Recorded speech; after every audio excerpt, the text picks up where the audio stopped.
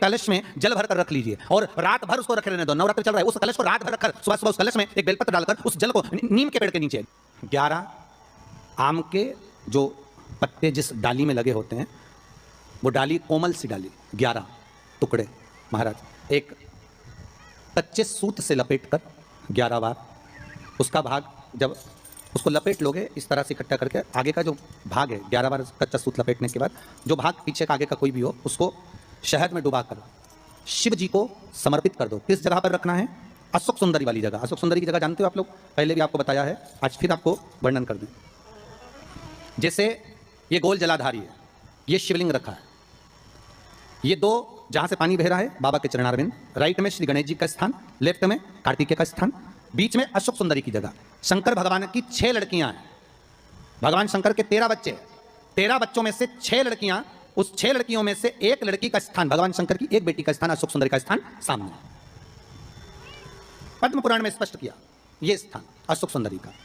शंकर भगवान की जलाधारी में पार्वती जी का हस्त कमल, ऊपर से जो एक एक बूंद पानी गिरता है, यह शंकर भगवान की 5 लड़कियों का स्थान है, जया, विषहरा, शामरी बारी, दौतली और देव। शंकर भगवान की 5 लड़कियां भगवान शंकर के मस्तक पे जल की धार गिरा रही हैं। बीच में जो अशोक सुंदरी का स्थान है महाराज, उस जगह पर शहद का मुख, जो शहद आपने भिगोया है, उस शहद का मुख शंकर जी की ओर कर कर इसी चैत्र के महीने में, इन्हीं नवरात्रि में शंकर भगवान के उस अशोक सुंदरी की जगह पर शहद का भाग शिव जी की ओर रख दें। महाराज अगर घर में संपदा की कमी हो या कोई पैसा खा गया हो, रुपया नहीं दे रहा हो, पैसा अटक गया हो, तो उस शहद को शिव जी की ओर मुख कर कर उस आम के पल्लव की जो डंडी है उसको 11 डंडी को वहां रख दीजिए और उससे अपनी कामना कर कर आ जाइए।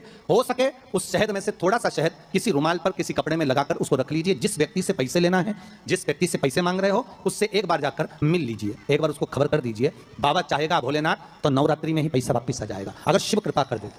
ये बाबा की करुणा। आम का पल्लव कोई साधारण नहीं जिसको कलश के ऊपर रखा जाता है, शिव की कृपा। जिस आम के पेड़ पर स्वयं कामदेव चढ़कर भगवान शंकर के तीसरे नेत्र द्वारा जलकर भस्म हो जाते हैं, वो आम का पेड़ साधारण नहीं हो सकता, सहज नहीं है। और वैसे भी शिव शिव है महाराज। आम का जो पत्ता होता है, आम का जो पल्लव होता है, उस आम के पत्ते पर हल्दी और सिंदूर, इन दोनों से स्वस्तिक का निर्माण किया जाए। देवी भागवत का संभार है, बहुत ध्यान देना महाराज। जिन कन्याओं का विवाह ना हो पंचमी के दिन, नवरात्रे की कोई सी भी पंचमी, मतलब जो पंचमी तिथि पड़ेगी, कोई भी नवरात्र हो, चाहे वो 4 नवरात्र में से, चाहे वो पौष का हो, अश्विन का हो, चैत्र का हो, आषाढ़ का हो, किसी भी नवरात्र में आप कर सकते हैं। एक पान के पत्ते पर, एक ही पत्ते पर जो 2 स्वस्तिक बनेंगे, एक हल्दी का बनेगा, एक सिंदूर का बनेगा। बस अंतर इतना है, जो हल्दी का स्वस्तिक है उस पर कंकु के चावल अर्थात रौली के चावल, रौली कुंकू के चावल रखना है, और जो सिंदूर का है उस पर हल्दी के चावल रखना है। इतना रखकर जिस लड़का लड़की का विवाह नहीं होता उसकी हथेली पर रखकर उसका नाम और गोत्र बोलकर महाराज उसको ले जाकर नीम के पेड़ के नीचे उसको रख दिया जाता है। मात्र 3.5 या 4 महीने ऐसे रहते हैं जिसके अंदर उस लड़का लड़की का विवाह पक्का हो जाता है। जिसका विवाह नहीं होता केवल उसी के लिए, जिसका मंगल विवाह ना हो रहा। आम के पल्लव में शिव का वर प्रदान है, आम के पल्लव में शंकर का आशीर्वाद है, आम के पल्लव में शिव का आशीर्वाद। के दिन लोग देवी जी की स्थापना करते हैं, तो क्या स्थापना में क्या रखते हैं? कलश रखते हैं ना। तो कलश किस लिए रखा जाता है? कलश का क्रम क्या है? अपन ने अभी तक कथाओं में बहुत सुना शिव महापुराण में कि दिए का महत्व क्या है, अपन ने सुना दही का महत्व क्या है, जल का महत्व क्या है। पूरी शिव महापुराण में अपने अलग अलग महत्व को जाना है। पर यह नवरात्रे में जो शिव महापुराण की कथा शुरू हो रही है, नवरात्रे में जो शिव महापुराण की कथा को हम श्रवण करने के लिए बैठे हैं, इसमें हमारा एक संशय और मिटना चाहिए कि भारत की भूमि पर जब मां आद्य शक्ति की स्थापना होती है, मां जगतजननी को जब विराजमान किया जाता है, या चैत्र नवरात्रे में, शरदीय नवरात्रे में, आषाढ़ी नवरात्रे में, आदि पौष नवरात्रि में हम शंकर की, हम जगतजननी जगदम्बा की जब स्थापना करते हैं, या हम नूतन घर का प्रवेश करते हैं, या गणेश जी की स्थापना करते हैं, या कोई दुकान को प्रवेश करते हैं, या कोई शुभ कार्य करने के लिए अग्रण्य होते हैं, तो हम कलश की स्थापना क्यों करते? आखिर कलश में ऐसा क्या है? कलश के अंदर आखिर ऐसा क्या विराजमान है कि 33 कोटि देवता उस कलश के अंदर आकर बैठ जाते हैं महाराज? आप कोई यज्ञ करने जा रहे हो, आप कोई पोथी पुराण करने जा रहे हो, आप कोई अच्छा कार्य करने जा रहे हो, तो ब्राह्मण देवता कहते थे कलश की स्थापना होगी, कलश की शोभा यात्रा निकलेगी, कलश यात्रा निकलेगी, कलश विराजमान होगा। और आज हर की पौड़ी पर, प्रयागराज में, या उज्जैनी में, नासिक में जो बड़े बड़े कुंभ के मेले होते, कुंभ का मतलब भी तो कलश से होता है। उसकी महत्वता क्यों है? उस कुंभ की, उस घड़े की महत्वता कहां से प्रकट हो गई? शिव महापुराण की कथा कहती है महाराज, भगवान औघड़दानी शंकर स्वयं आद्य शक्ति जगदम्बा से कहते हैं कि जगदम्बा तू क्या चाहती है बोल। तो जगत जननी जगदम्बा कहती है कि जहां मैं हूं वहां शंकर है, ये आपने कह दिया, पर जहां शंकर है वहां पार्वती का होना जरूरी है। उसके लिए सिद्ध करने के लिए एक स्थान ऐसा बनाया जाए जहां पर शंकर विराजमान है और शंकर के साथ पार्वती विराजमान है। तो शिव जी ने कहा पार्वती उसके लिए मैं तुझे एक सुंदर कलश का निर्माण कर देता हूं। कितना सुंदर लिखा है देवी भागवत के अंदर कि जहां कलश की स्थापना होती है उस जगह पर किसी देवताओं को बुलाने की जरूरत नहीं होती। 33 कोटि देवता उस जगह पर स्वतः विराजमान हो जाते हैं। स्वयं 33 कोटि देवता स्वयं वहां विराजमान। और कितनी महत्वता कलश की महाराज।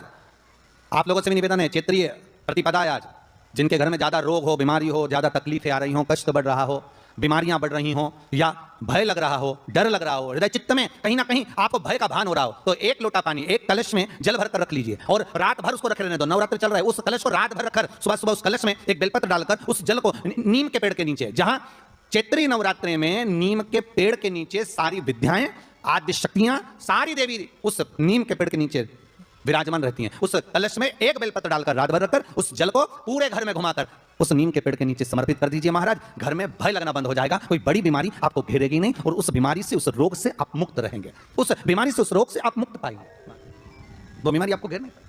कलश का इस संसार सागर से उबरने के लिए हम भगवान की कथा को अपने हृदय में, अपनी चित्तवृत्ति में, अपने मन में उतार लें।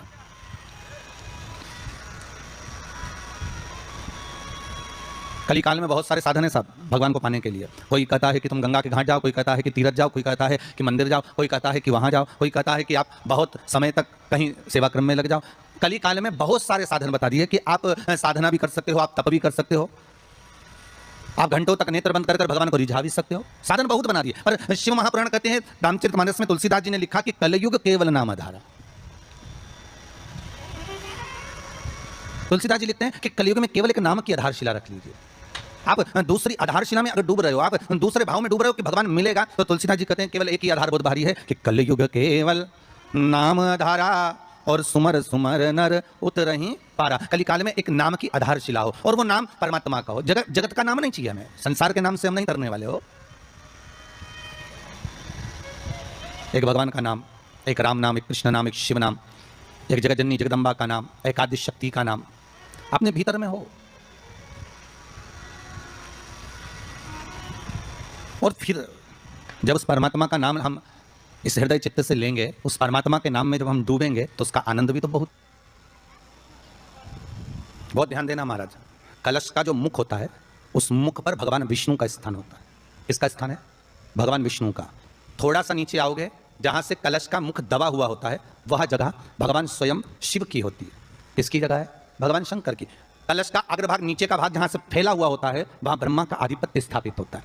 फिर कलश का जो नीचे का भाग होता है वो भगवान शिव और शक्ति का स्थान होता है। कलश के बाहरी भाग में, जहां पर बाहर का हिस्सा होता है, उस कलश के बाहरी भाग में 33 कोटि देवताओं को भगवान शंकर ने लाकर विराजमान किया होता है। महाराज भगवान शंकर 33 कोटि देवताओं को निमंत्रण देकर उस कलश में विराजमान कर दिया। आप स्वर्ग जाएंगे ना जाएंगे इसका कोई गारंटी नहीं है।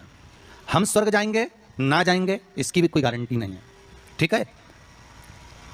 पर इतना विश्वास जरूर है कि आप अगर भगवान शंकर का अनुमोदन कर रहे हैं, आप शिव नाम की चर्चा कर रहे हैं, आप शंकर की कथा को श्रवण कर रहे हैं, आप शंकर की कथा में डूबे हुए हैं, आप आद्य शक्ति के नवरात्रि में शंकर का अनुमोदन कर रहे हैं, आप शिव अर्चना कर रहे हैं, आप शंकर का नाम जाप कर रहे हैं, आप शंकर का स्मरण कर रहे हैं, तो यह पक्का है कि आप वैकुंठ जाएंगे ना जाएंगे इसकी कोई गारंटी नहीं है। पर यह पक्का है कि आप अगर भगवान के नाम में डूबे रहे तो वैकुंठ अधिपति नारायण तुम्हारे पास जरूर आ जाएगा। यह पक्का है महाराज। आप जाएंगे ना जाएंगे उसके कोई बात नहीं है, पर भगवान स्वतः, नारायण स्वतः अपने पास आ जाए, इसका सुख है, इसका एक आनंद। तो हम दान कर रहे हैं, पुण्य कर रहे हैं, या हम कोई सत्कर्म कर रहे हैं, या हम कुछ भगवान के निमित्त हम ये सोच कर दे रहे हैं कि हम दान करेंगे तो ऐसा होगा, हमें स्वर्ग मिल जाएगा। नहीं नहीं, हमें स्वर्ग जाने की चाहत तो छोड़ देना चाहिए। कहा करऊं मैं वैकुंठ के जाए, मैं वैकुंठ जाकर करूंगा क्या? वैकुंठ की चाह इस मन को नहीं होना चाहिए। मन को तो यह चाह होना चाहिए कि मैं भगवान का इतना भजन कर लूं कि वैकुंठ का नाथ, वैकुंठ अधिपति स्वयं नारायण, कैलाश पर रहने वाले मेरे शंकर, द्वारका में रहने वाला मेरा कृष्ण, गौलोक में निवास करने वाला मेरा परमात्मा स्वतः दौड़कर मेरे पास आ जाए।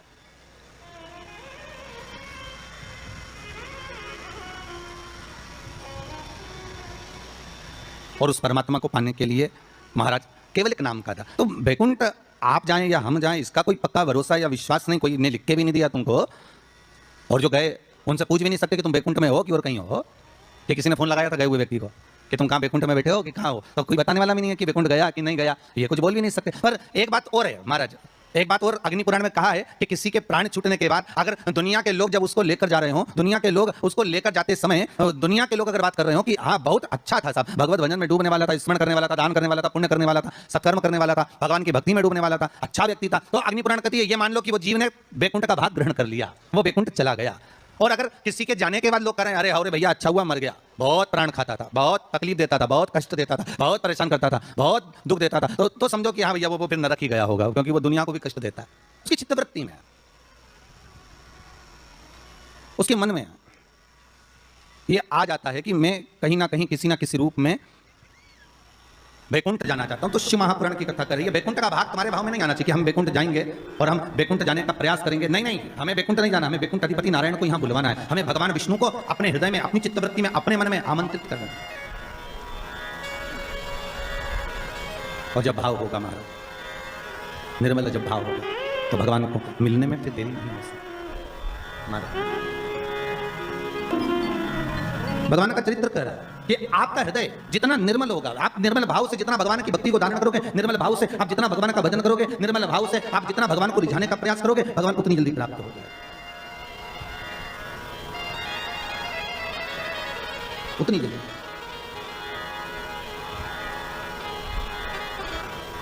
भाव कह रहा है महाराज कि ये जो भगवान ने जिब्या हमको दी है, कि केवल इस कली काल से उबरने का एक साधन दिया, इस कली काल से उबरने का एक साधन, कली काल से निकलने का एक साध्य बनाया है। एक बार आदि शक्ति माँ जगज्जननी जगदम्बा दुर्गा भवानी भगवान शंकर के पास जाती है